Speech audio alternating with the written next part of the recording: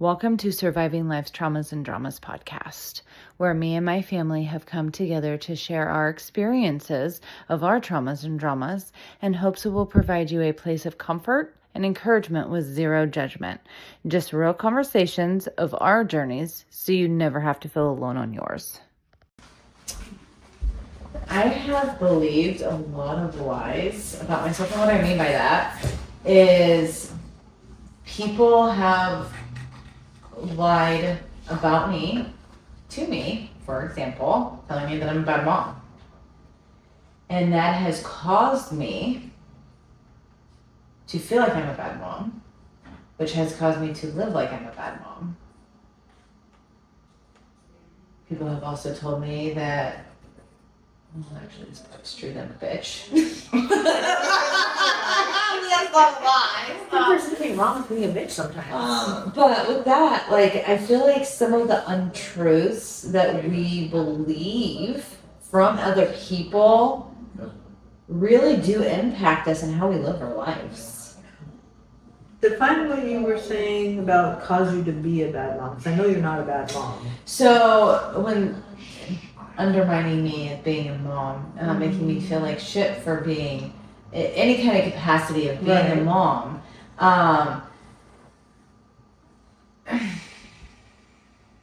Even though I felt like I was a bad mom, I always loved my kids regardless if somebody else thought I was a bad mom. And so when somebody told me that I was a bad mom, I believed it because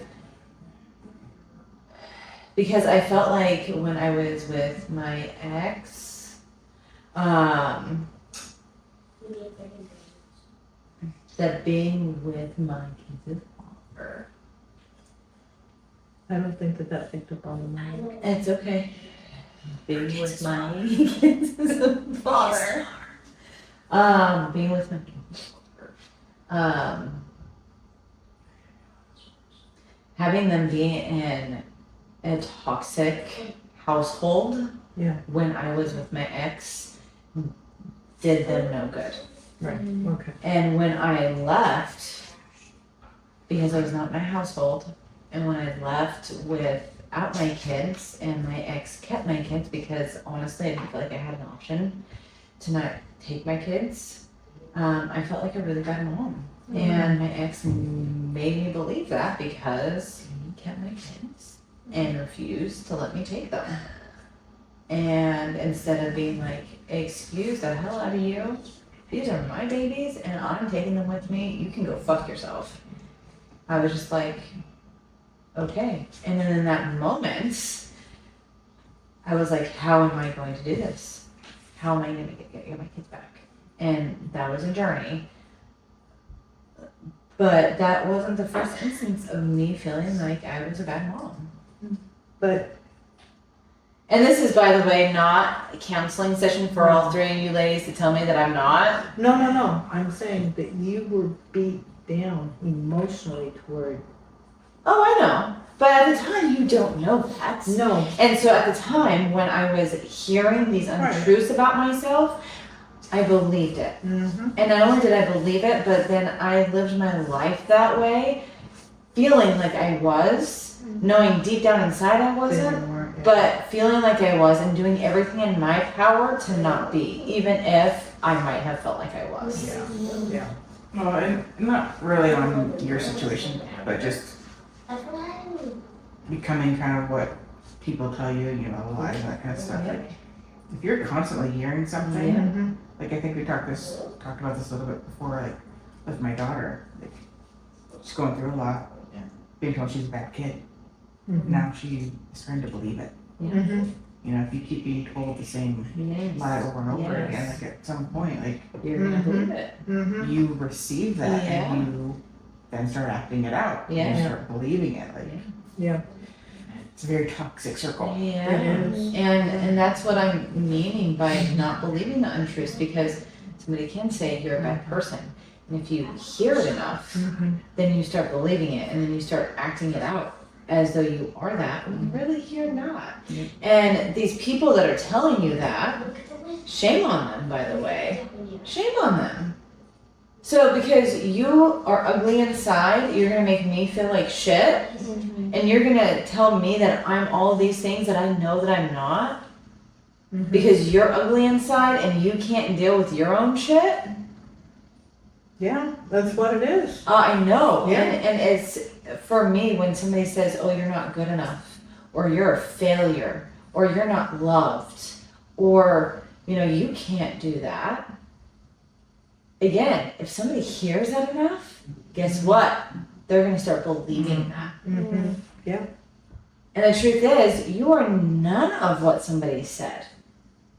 You define who you are, Yeah. not based upon what other people say, unless of course it's positive and saying that you're a loving person. But you define who you are. You're not defined by the lies about yourself. You're not defined by what people tell you you are. You are defined by the person that you are inside of your heart. Yep. And you live your life according to that. And if people have a problem with it, well, then people have a problem with it. But I know that I grew up believing that I was stupid because I have dyslexia. And I was told a majority of my life that I'm stupid. So guess what happened? I believed that I was stupid. I acted like I was stupid. I was an airhead, very naive person for a very, very long time. Yes, yes, you were. I was never going to say it. But it's because I was to believe that I was stupid. My brothers called me stupid. Grandma Jenny called me stupid. Did she? Oh, Mom. I didn't know. Oh, yeah. Dad didn't know, otherwise he would have put his foot down. Anyways, so Wow. you believe, especially at a young age, Oh yeah. what people tell you. That's right. And so even though I'm not naive anymore, and I know that I'm not dumb, but it took me a really long time to unlearn. That's another thing. You have to unlearn the lies that you've been told for so long about yourself. And it's so hard to unlearn the untruths about yourself. But once you know who you are, you're like, oh, wait, time out right now. That doesn't make any sense. That is not lining up with who I am. Yep. And then that starts to transform your mind and your way of thinking, because you're not allowing somebody to define you. You're not allowing somebody to be that spokesperson for your life anymore.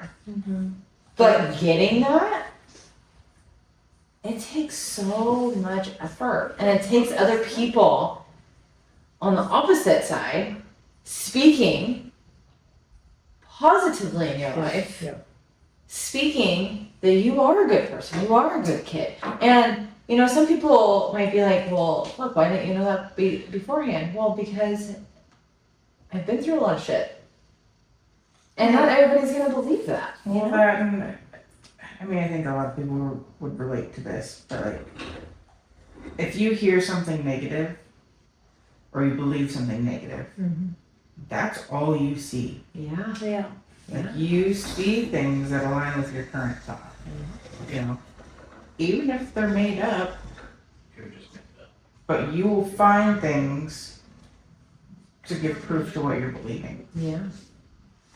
So if you're gonna receive that you're a bad mom, or that you're unlovable, or that you're stupid, you will find things that will prove that statement right. Yes. And that's a very dangerous thing. Yeah. It's a very slippery slope, because then where does that end? Exactly. And so that's why it's so hard to come out of that and be like, hold on, wait. And especially if you don't have somebody telling you the opposite of that and loving you. That's another thing. If you don't have somebody loving you past your pain, loving you unconditionally to the point where it's just like, you are enough, and having that be a repetition, I can understand why people believe the untruths about themselves and why they allow that to define them. I have heard so many speakers and just other people that aren't speakers, but anyways, I've heard so many people relate to that. I've heard so many people say, I always grew up believing that I wasn't enough, believing that I wasn't good enough, believing that I couldn't. And it wasn't until this one person or this one thing happened that they're like, I don't know who told you that, but they were wrong. And it completely changed that person's life and their perspective.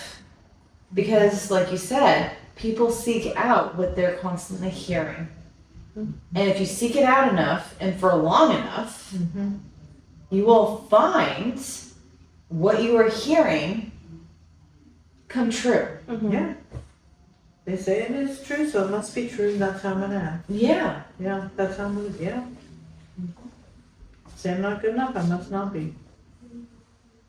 Yeah, I think this kind of almost all kind of goes back to loving ourselves, boundaries, all that kind of stuff. Yeah. Yeah. Because like, we need to be checking ourselves on what we're receiving, Yeah. good and bad. Are we receiving the good? Yeah. Whether we believe it in that moment or not, are we receiving it? Yeah. Because even though we might not believe it, we need to receive those That's compliments. Yep. Which I know is hard for a lot of us women. Yes. Receive compliments. And then the negative stuff.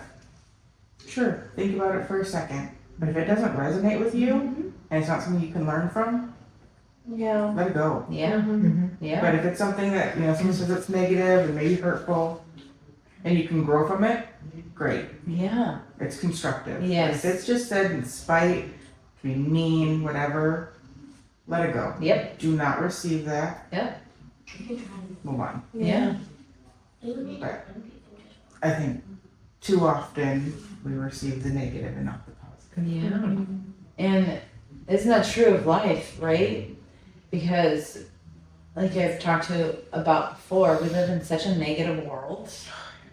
And it's so hard to see love in the world, so hard to see peace in the world, so hard to see positivity in the world. But that's why you have to be that. Because it's not out there as much as it should be. And I honestly really think that if we had more of that, more peace, more love, more positivity, that this world, more kindness, this world would look so different. But we are so hell-bent on focusing on the negative, on focusing on how we can hurt people, on focusing how we can piss people off, and not a constructive way.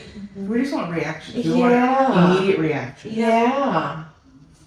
And because of the world that we live in, that's exactly what we're going to get. And reactions are normally negative. And that's doesn't really relate to this, but I was having a conversation with my son the other day, and he's 12. And I actually want to look it up and read more about it, but he's really been struggling with like why we're here on Earth, like what's the meaning of life, like all this kind of stuff. And we were having a pretty good conversation about it, and I don't know, like he's talking about just how negative and bad people are nowadays, and how the Earth is literally losing color. Yeah. It's not as vibrant as it used to be. And I don't know, again, visualization, but it's just like we're sucking the life out of the planet because we're so negative all the time.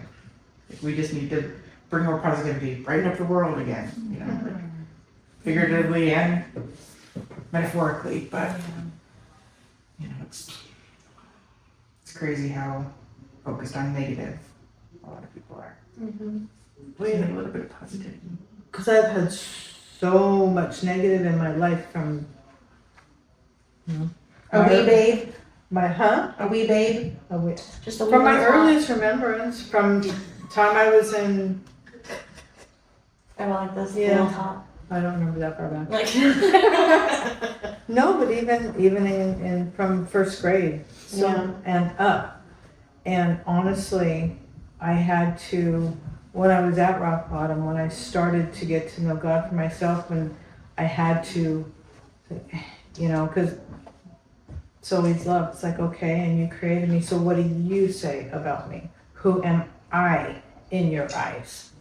And to me, it's like, okay, so I have to really get it in me and break the stronghold of all the negative crap that I internalized about myself and say, okay, who am I in your eyes? Who do you say I am?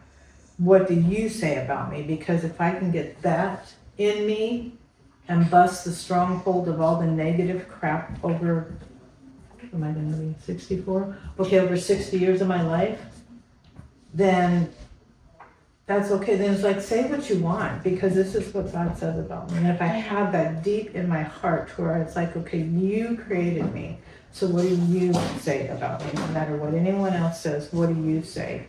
And he's not a negative person. He's not a negative God, entity, whatever you want to call him.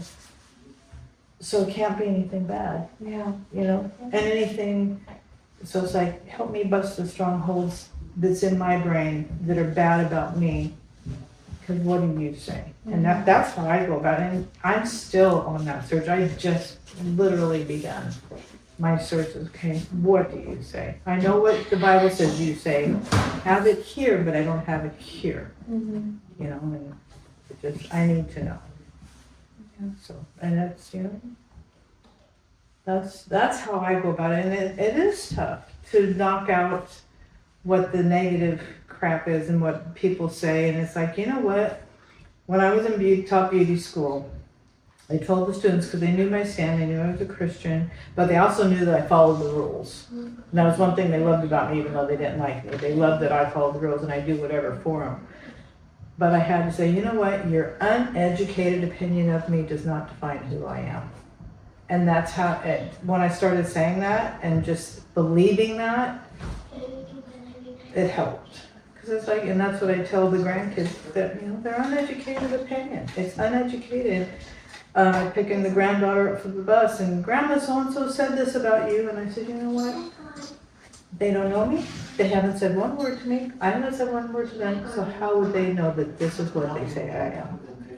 And she thought about it and thought, oh, it doesn't. What does define mean? It's okay.